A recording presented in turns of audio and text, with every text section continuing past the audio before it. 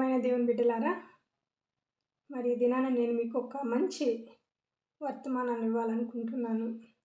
ఎవరైతే ఏడుస్తున్నారో, ఎవరైతే కన్నీళ్లు కారుస్తున్నారో, ఎవరైతే అన్యాయం జరిగిందని అన్యాయాన్ని ఎదిరించలేకపోతున్నారో, ఎవరైతే న్యాయం కోసము అడగలేకపోతున్నారో, మరి ఎవరికి మధ్యవర్తి లేరని ఏడుస్తున్నారో, వాళ్ళ విషయంలో దేవుని యొక్క వాక్యం ఈ విధంగా చెప్తుంది. 2025లో మీ యొక్క సంతోషాన్ని, మీ యొక్క కన్నీళ్ళని మరి ఎవరికో మీరు అమ్మేయొద్దండి.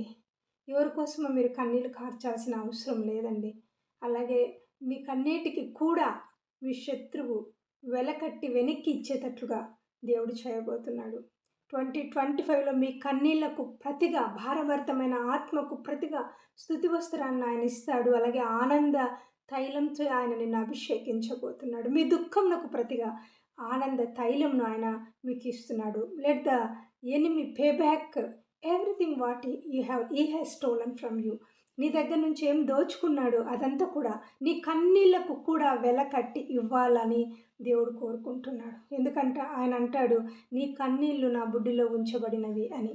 అలాగే అవి నా కవిలలో రాయబడినవి అన్నాడు. కాబట్టి let enemy pay back even for your tears. In Jesus name I pray for you. Praise the Lord. Thank you. Amen.